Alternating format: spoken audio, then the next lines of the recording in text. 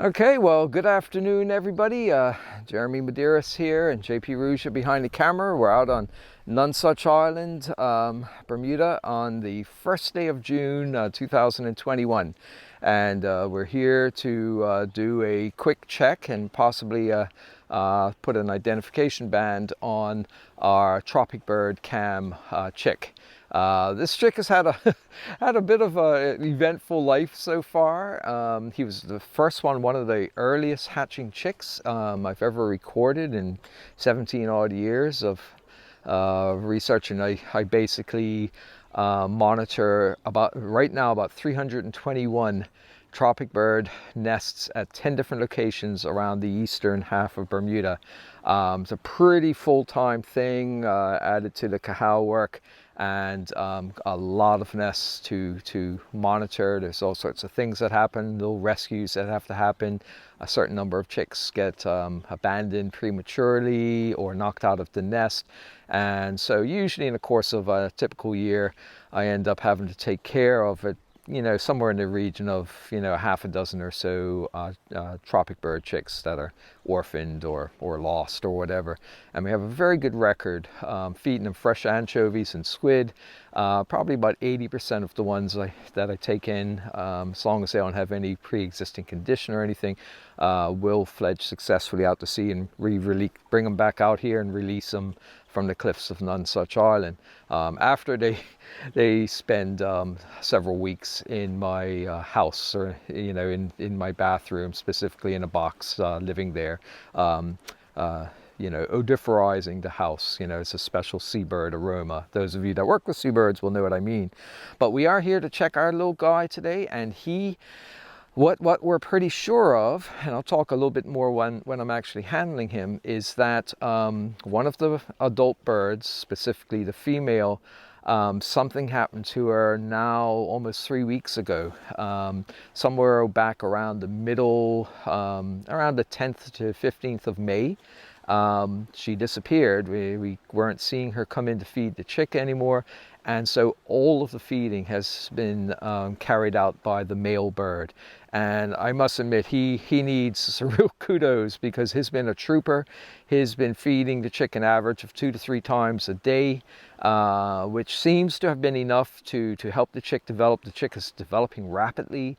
Right now it's at about the half to 2/3 fledged stage. So we'll take a look at it, and we'll see if it's at a healthy weight still. It has been already visited twice today by the male bird, and the male bird has also been fending off repeated attempts by young prospecting Tropicbirds to go in and take over the nest. Now, prospecting birds can and do kill young chicks in order to claim the nest and take over it. But this chick now, I think, is past that point of danger. It's big enough to defend itself, and if you watch it during a feeding, you'll know what I mean. The adult has a hard time avoiding the repeated lunges and pecks of the hungry chick. So we will, hey guy, is actually, quite reachable. He's trying to get some nice fresh air. Whoop, almost got on. Of course, I'm trying to be as wow. Yeah, you can tell he's growing. He's getting bigger and bigger, and really feathered now compared to the last check.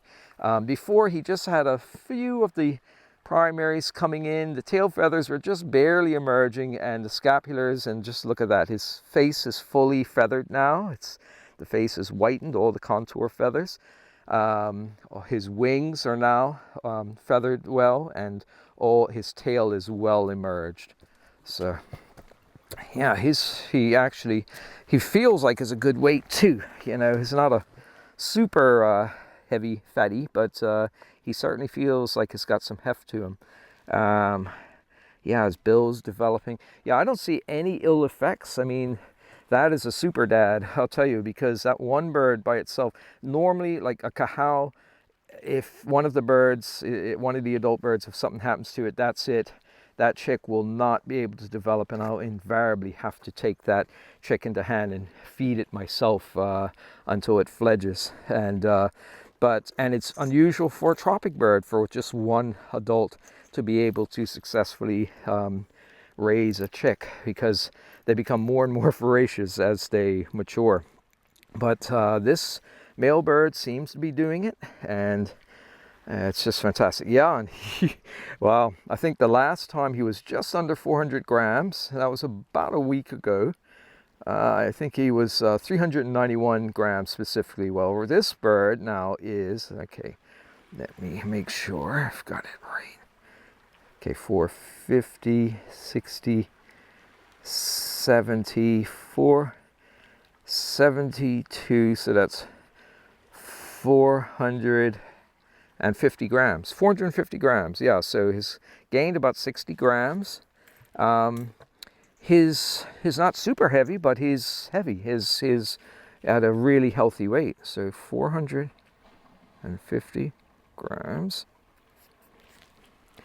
Okay, I'm going to measure the wing chord. Now, if the wing chord is over about 115, 120 millimeters, I will band it. I'll throw a band on it because he will already be half-fledged. And oh yeah, absolutely. Yeah, this bird right now, it's 140 millimeters exactly. So it is right precisely at the half-fledged stage. So 140. The wing chord will generally be about 265 to 275, the same as a cahal, ironically, when it fledges. So I'll get the banding gear ready. They use a slightly bigger 6 millimeter Incaloy band. The cahals use a 5.5 millimeter. Their legs are much shorter, but a little bit thicker in circumference than a cahal. Before that, though, I'm just going to check its lower leg length, the tarsus length, and then that'll put it in position for me to put a band on it immediately afterwards. So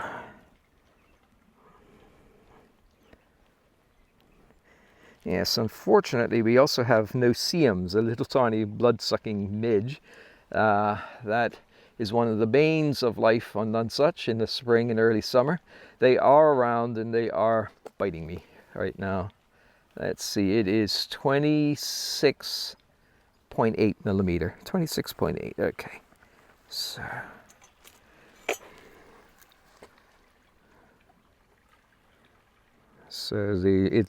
the legs are basically almost at full size. Okay, now the band number for this bird is going to be C1949, 1949. So,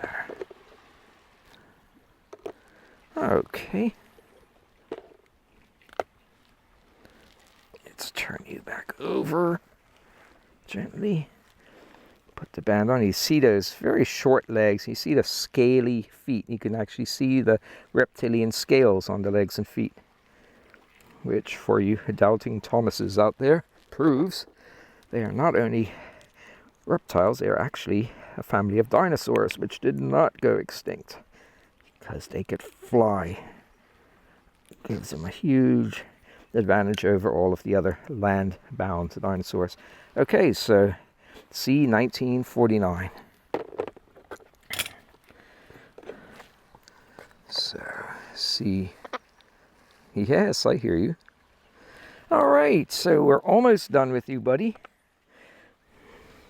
Now, of course, when you're monitoring 142 cahal nests and 320 odd tropicbird nests, to err is to be human, and a couple of checks ago I briefly accidentally put this bird in the wrong nest. It was actually in a adjacent nest that was empty, and for a couple of hours while I did the check, and so I think some people were a bit alarmed that the male bird came back and there was no chick there.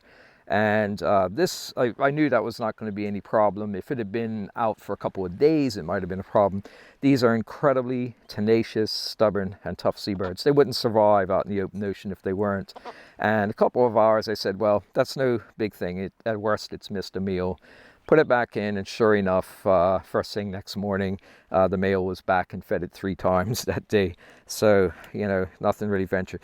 If one thing, you know, we do catch this because we always check the nests as we're leaving the island, and so, you know, we did catch it with, you know, a minimum of fuss. So There's no real big thing. These are tenacious, tough birds. They live in the harshest environment on the planet, except perhaps the center of the Sahara, and they're not delicate. You know, they don't give up easily, and that this male bird is, you know, he deserves a medal because he's doing it. He's raising this chick single-handedly. This chick already has a fairly, you know, the bill is growing well for half-fledged. It's 38.1 millimeters, which seems to indicate perhaps that 38.1, that perhaps this is a male chick. And just looking at the size of the, you know, it's still young, but yet the okay, you don't need that anymore. Still young, but the bill is quite developed. And I noticed that today on the Tropicbird Cam when the adult was feeding it. He's having to exercise extreme caution because the chick so enthusiastically jabs that bill at the face of the adult to be fed to stimulate the feeding, that if it's not careful, the adult can have an eye injury from that. So it shields the eye, closes its negotiating membrane, and just gets itself into the right angle, and then basically the chick gloms on and grabs the head of the adult, and that stimulates the regurgitation of the squid or flying fish into it.